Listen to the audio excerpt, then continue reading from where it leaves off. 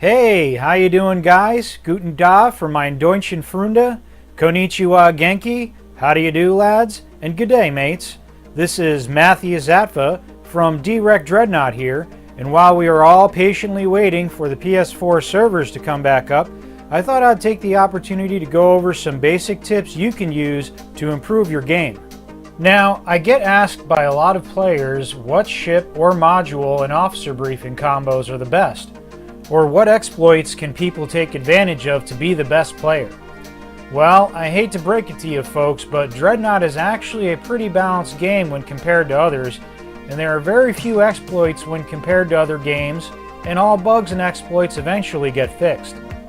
You probably don't want to hear this, but the key to doing well in Dreadnought isn't really about module combinations or hero ships, and officer briefings really only give you a small edge on players who don't have them. There is no real best ship class, as every ship class has its purpose, has other classes it tends to bully, and at least one class out there that gives it a hard time.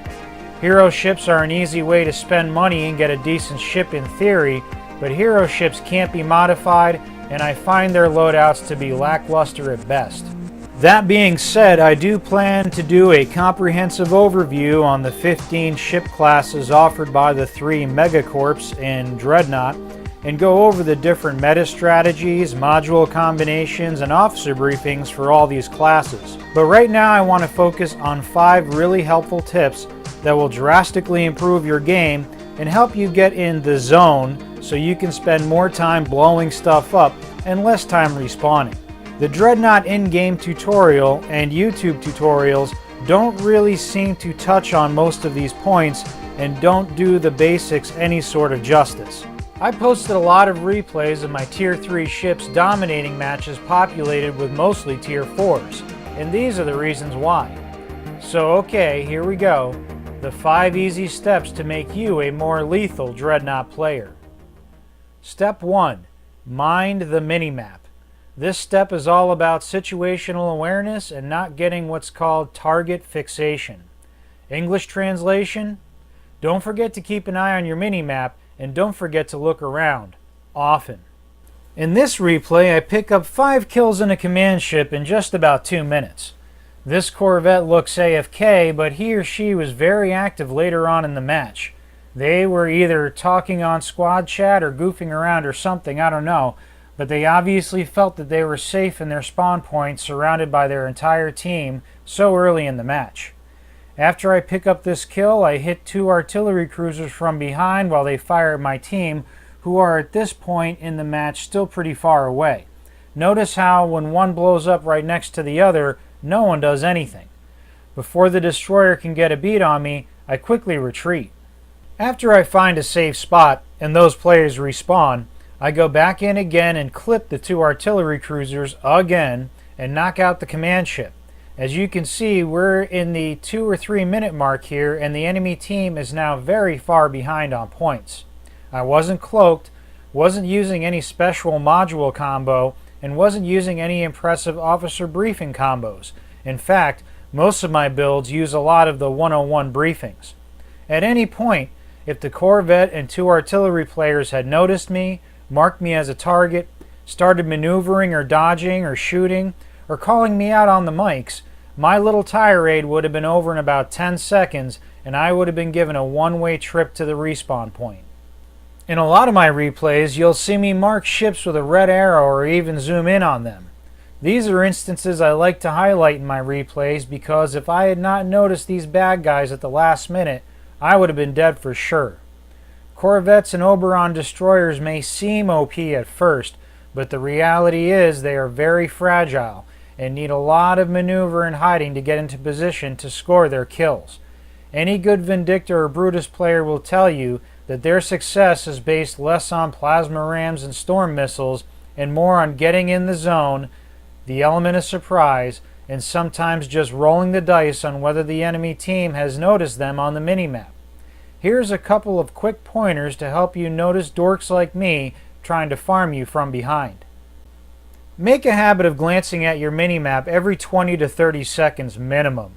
Ideally, you want to take a quick look every 10 to 15. Mark all targets. This is so important, and we'll get into this more later on in the video, but this draws attention to enemies your teammates might not have noticed, and when someone else who has already been marked suddenly appears later in the match, a helpful red chevron appears on your HUD. Whenever you reload or have lost sight of a target or dodge behind cover, take a quick look around your surroundings. Look for blurs or smudges on your screen. It may just be a cloaked Corvette.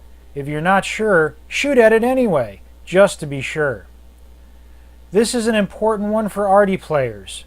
Zoom out after each shot, and quickly look around after a reload or after you just downed an enemy player. It can really help you notice things on your peripherals. Step 2. Don't be that guy. English translation: oh my god, please use cover, and try using the map to your advantage. Listen, if you ever want to get under good old Matthias Atva's skin and make me throw my controller on the couch, run outside screaming, and later question my life choices, please do one of the following. Hop in a Jupiter Arms Otranto destroyer, fly high above the map straight at the entire enemy team alone with full power to engines, launch a Goliath torpedo out of range of them, and then explode and respawn. Or how about this? Hop in any Akula Dreadnought, fly way up high above any cover, launch a nuke and taunt the enemy team because you have a 10-second armor amp on cooldown, and promptly die before your nuke even comes close to hitting anything. Want one more example? Hop in a Jupiter Corvette and fly in a straight line towards any artillery cruiser. Come on guys, don't be that guy. Would you like a module that blocks 100% damage from all gunfire, missiles, or torpedoes? One that gives you a cloaking ability that prevents enemy players from getting a missile or torpedo lock on you. By the way, this cool ability doesn't cost any experience or research points. The name of this awesome ability? Cover. You can find it behind any hill, building, or asteroid, and it's available to you in your very first match. All kidding aside, this seems like an easy one, but many players forget about using cover because they either lost their cool or have dreams of being the indestructible space battleship Yamato, watch too many episodes of Harlock, or think they are the SDF-1 from Macross.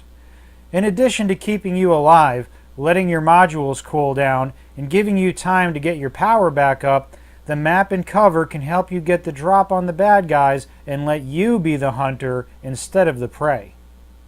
Here are some helpful pointers that can let you make the best of your map and cover.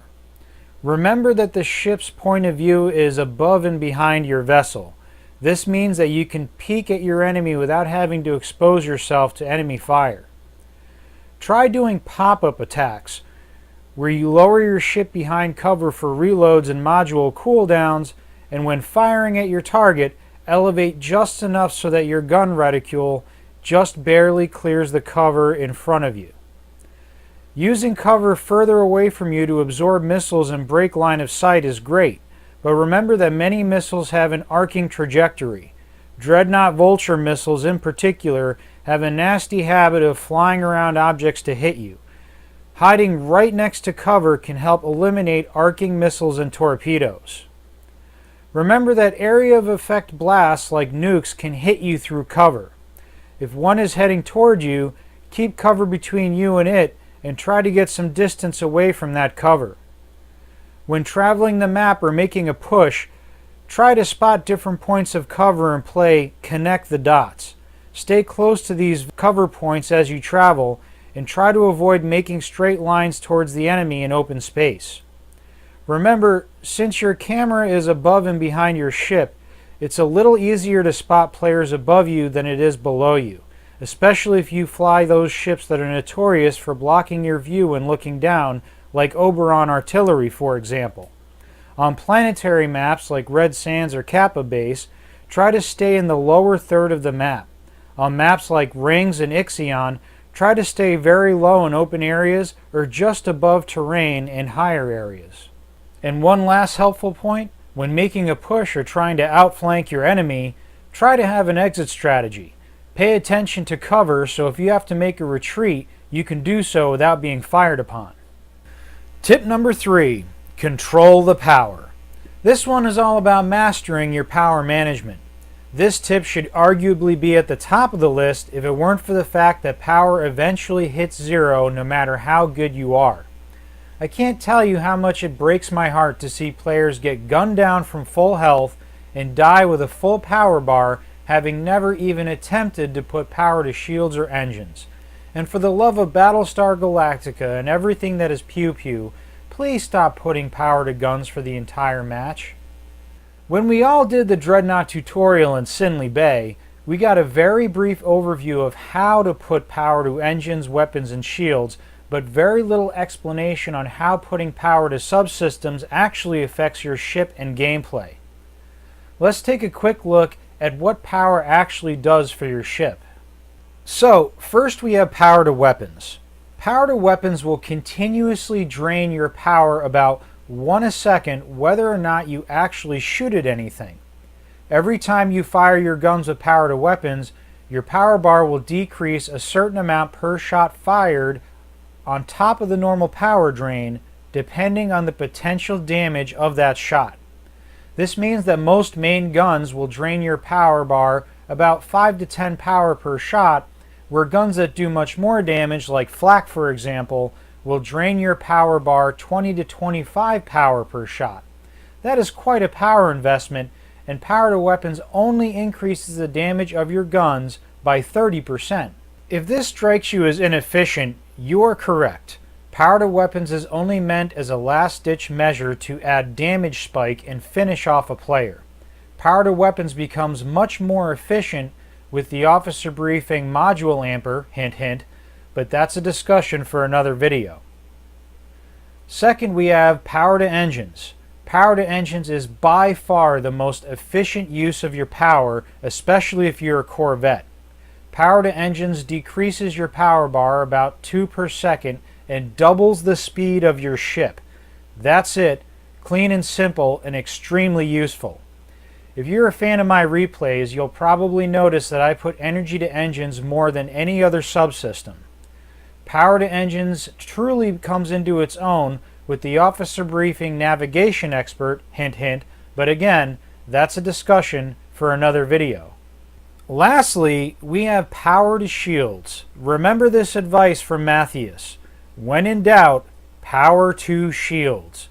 Similar to power to weapons, power to shields reduces your power bar a little bit every second whether or not you are actually taking any damage.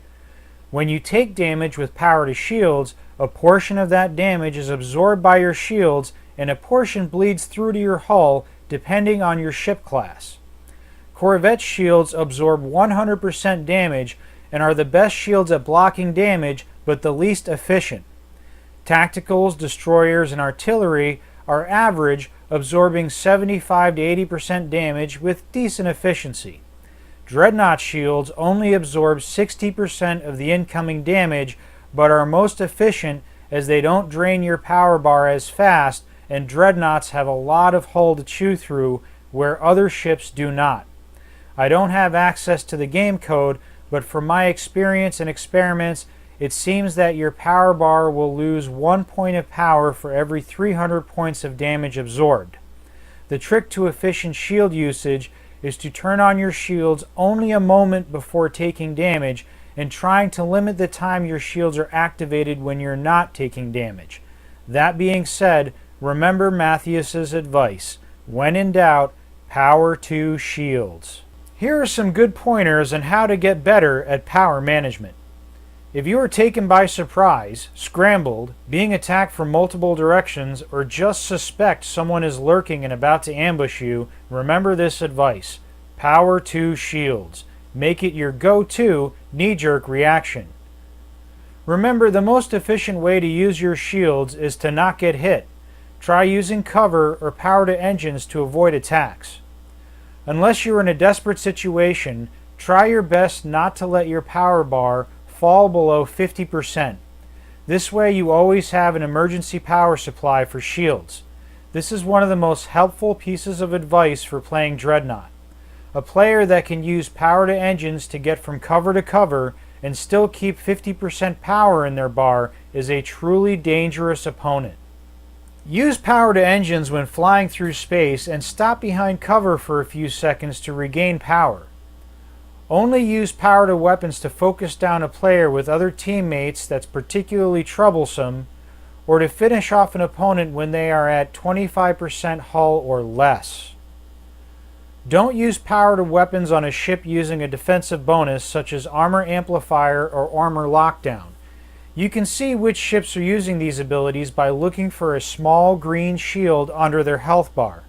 Don't use power to weapons if you see this green shield. When using power to engines, try alternating pressing L1 and R1. This will cause your ship to move up and down in a zigzag pattern that makes you very hard to hit while hardly slowing you down. If you have a full energy bar and aren't currently in combat, put power to engines.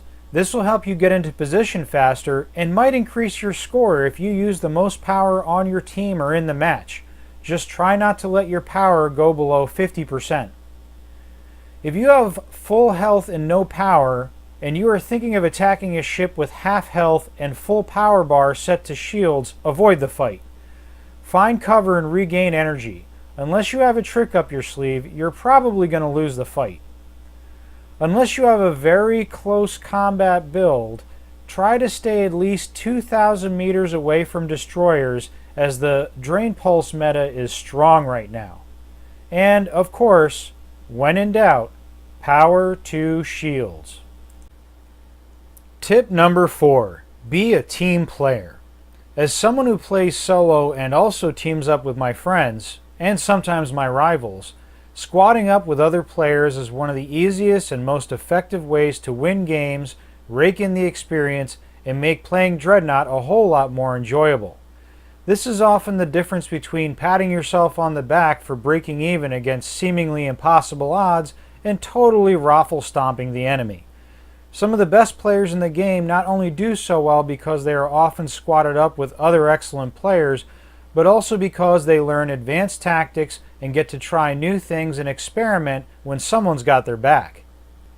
Being in a squad doesn't mean finding some tactical player to follow you around while you recklessly charge into the enemy guns a-blazing either. What makes being a good squad mate, or a good teammate for that matter, so effective is communication and mutual support. Good communication doesn't have to be done in a squad over mics either. Even if you can't find a squad, good communication is the key to being an effective team player. Be sure to use in-game communication features or mics to let your teammates know about potential dangers, what the enemy is doing or what they may be planning, enemy location, or whether or not you need assistance. As mentioned before, one of the most important things you can do to communicate with your team is marking targets. If your team loses sight of a marked target or was way too busy to pay attention, marked targets will show up as red chevrons on your HUD when they reappear. You can also mark targets with a fist to draw attention to dangerous or priority enemies. In addition to good communication, mutual support can exponentially increase your effectiveness and that of your squad or team. This doesn't even have to be next-level strats with a clan-like posse. Great mutual support can be achieved by just staying near a tactical, using modules like Weapon or Armor Booster Pulse, focusing down the same target, or even just attacking or distracting an enemy, giving someone on your team a hard time instead of going off on your own. Here are some pointers on how to become a better team player.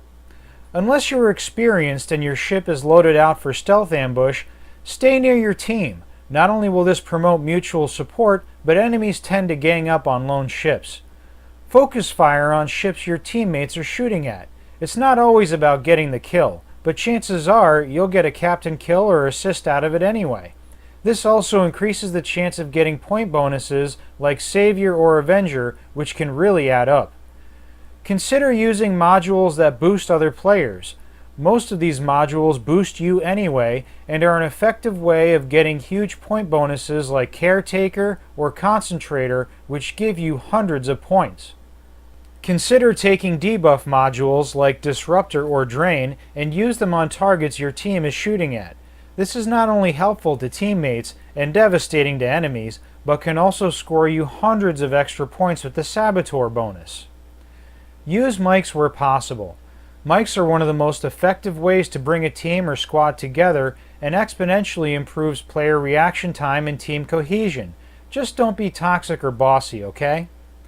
If you can't use mics, use in-game communication features to warn other players of danger, ask a tactical for help, let other players know you're making a push, or get the team to regroup in a bad situation. And last but certainly not least, mark any targets you see, even if they aren't near you or a threat yet. This could really save you and your team later in the match when that Corvette or Oberon destroyer suddenly appears behind you.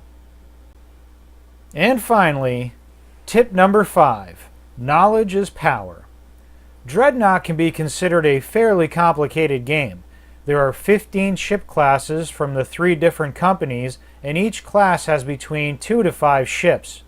Each ship has 2 weapon, 3 power, and 4 module options, with 4 officer briefings on top of all that. There are also many secondary weapons and literally hundreds of modules to choose from. That being said, you don't have to get a PhD in starship combat and history to learn the ropes and get a basic feel for the capabilities of each ship class. By simply taking some time in between matches to read up a little on modules and weapons, this can give you a really good edge over many players. Also, getting to know the basic ranges and capabilities of the 5 main ship classes, you can easily avoid many basic mistakes. Here are some helpful tips on basic starship warfare. Corvettes are fast and can deliver punishing damage spikes at close range, but are very fragile. They are excellent at hunting down artillery cruisers, command ships, and vulnerable tactical cruisers.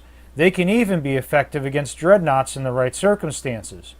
However, corvettes need to avoid destroyers armed with flak cannons, Jupiter or Oberon tacticals armed with beam weapons, and need to understand that both tacticals and dreadnoughts can tank their damage spikes if their modules are off cooldown. Artillery cruisers are the fastest and most effective way to deal with dreadnoughts, especially ones not using cover. Artillery has the longest range and hardest hitting main guns, but are the corvette's primary prey and are usually hopelessly outclassed in close quarters engagements. Where corvettes are the lords of damage spikes, destroyers are the masters of grinding down targets with their awesome firepower. Destroyers' preferred prey are tacticals because they are one of the few ships that can, in theory, deal out more damage than tacticals can repair. Also, Jupiter and Aquila destroyers don't need to get close to you to deliver punishing damage. Don't underestimate how much pain they can deliver at mid or even long range. Destroyers are not dreadnoughts, though, and are vulnerable to artillery and especially dreadnoughts at close range. Tacticals are not just floating band-aids. They have many powerful modules that deliver serious damage. Their beam weapons are extremely dangerous to corvettes, and their ability to repair can give them staying power in a firefight against larger ships. However, tacticals need to stay near other teammates and always need to watch out for destroyers. Last but not least are dreadnoughts. Their hull may be impressive, but are sometimes not as tough as they're cracked up to be. Overeager or arrogant dreadnoughts will quickly realize they can be brought down quite easily and need to use cover and stick by their team. However, dreadnoughts not only excel at absorbing damage, but they can often win close-range firefights under 5,000 meters against destroyers and tacticals with enough missiles and torpedoes to make corvettes watch their steps. By doing a little research on weapon ranges, module capabilities, and ship class strengths and weaknesses, you can gain a serious advantage against other less informed players. So okay, let's review my top 5 tips to becoming a better dreadhead. Mind the minimap. Be aware of your surroundings and always be on the lookout for ambushes and opportunities. Don't be that guy. Don't recklessly charge in alone and expect everything to work out. Use cover in the map to your advantage. Control the power. Use effective power management to always have the upper hand against aggressive or inexperienced players. Be a team player. Use mics or in-game controls to communicate and use mutual support to your advantage. And finally, knowledge is power. While you are waiting in queue, take a look at the tech tree. Learn about ship weapon ranges and module abilities, especially if they aren't ships or modules that you usually use. Well, that's it from me, guys. I really hope these basic tips help you become a better player and make the game more enjoyable. Farming noobs is only fun for a match or two, and what we really want is high-end play with a high adrenaline rush. The better the average player gets in this game, the more fun and challenging it will be for everybody. I'll be getting more in-depth with ship builds and strategies soon, but in the meantime, practice good basic gameplay and you'll do great no matter what the current meta is. If you know a friend who plays Dreadnought and seems completely lost, link them this video. Thanks for watching all. This is Matthias Atva from Direct Dreadnought, your Dreadnought PS4 replay guy, and I'll see you soon in Sinley Bay.